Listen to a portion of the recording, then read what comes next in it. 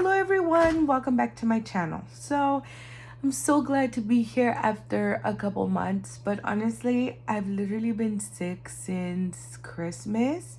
I've gotten sick 3 times already and I just can't shake off this cold. I feel like I feel better like a couple days and then again I get sick. So I don't know, I'm just I was like, you know what, let me just make this video because I wanted you guys to be able to make the little pockets if you wanted to. It's fairly easy, honestly. There's just like a couple things that sometimes can go wrong. For example, examples, because 2 things already happened. One, I was almost done with this one and I was already making my video and then it got caught in the laminating machine. So yeah, that's one. And then 2, from my very first one, I try not to cut the napkin, if that makes sense. Like I'll just fold it over, but in this case I had to cut it. You could, you know, just peel and do one side, but I wanted the inside of my pocket to show the print too, so I just opened it in half. So what I did so that this little part opens up, obviously I just cut it right here.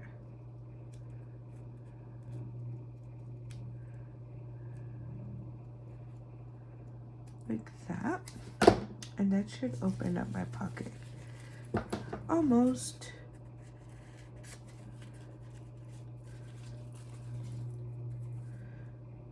Okay.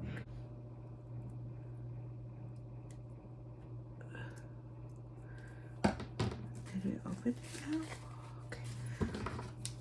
Okay, I'm just gonna take the scissors to it. Ain't nobody got time to be playing these games. Okay. Now you just take your sheet. If there's this size is an 8.5 by 11, I believe, but they have 8.5 by 14. I would have preferred the 14 because I could have gotten 2 napkins laminated instead of just one at a time.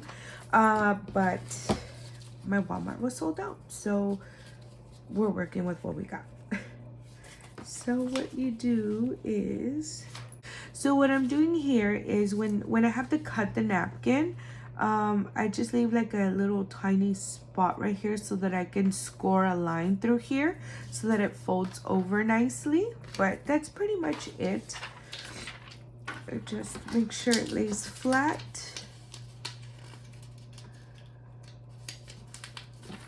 There we go. Okay. And then we're going to put it in the laminating machine.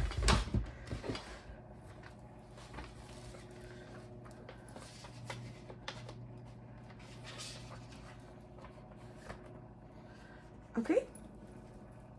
And you are going to need some little clips. These are from Dollar Tree. You're also going to need a score tool and a bone folder and some scissors. And you're going to run it twice so that it makes a really nice seal around the heart. Okay, so once we have that, we're going to take our score tool and then I'm just going to score in between. And just score on the side that you're going to fold in.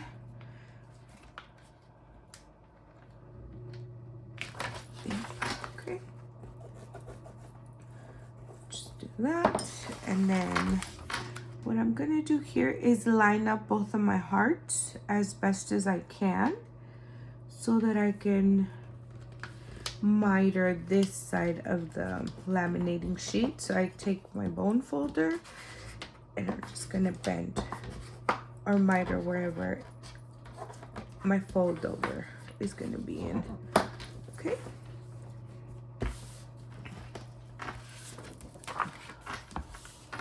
I think, yep, that's perfect for the most part. Okay, so then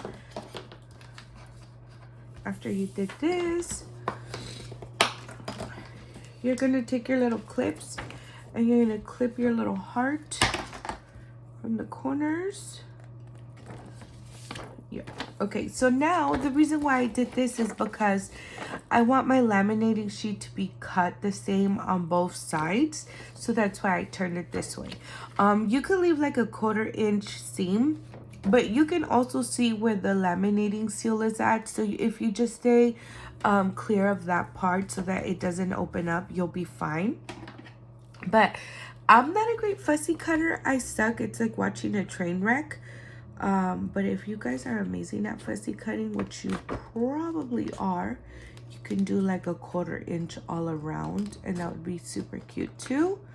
I'm just gonna try to stay clear of the laminating seal.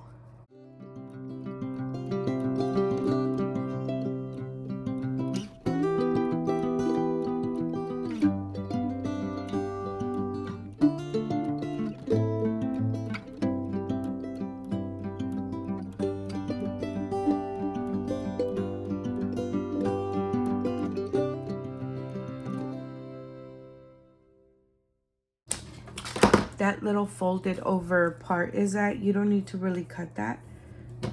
See, look, I started off nice, 1/4 inch, and then I almost cut the napkin on the other side. I'm telling you, I'm such a bad fussy cutter. It's like kind of scary, honestly. Okay, so now that you cut that, so I'm running it again through the laminating machine in case I cut any seals or anything like that. I mean, for the most part, it really doesn't matter because I'm going to sew at the bottom. But if you want the top to last, then I would say just go laminate it once or twice more. But if you're a great fussy cutter, then you don't need to worry about it. But again, I suck at fussy cutting, so I'm just going to go back in, and hopefully that keeps it from opening up and lasting longer. I mean, it is handmade too. We can't expect it to last for years, but we aim for that, right? So once we have that, we go back in with our little scoring tool. Make sure that little score line is nice and scored, and there we go. Okay, so now we're gonna go back in with our little clips so that we can hold it in place to sew it. I like to sew it on the side that it already has like that little fold over seal. So let's start there. Another thing, if you want to measure like where you want to start the lines, I just eyeball it honestly, but you know, if you want it to start exactly on the same spot on both sides, then just measure it. One thing to keep in mind is also, if you're going to put something bulky in here, I wouldn't bring up the sewing line so far up, just because if you do, then it opens up wide nicely, you know. So it all depends what you're going to put in it, is how far up you want to do on the sewing lines. And I'm just going to sew at a 1/4 inch.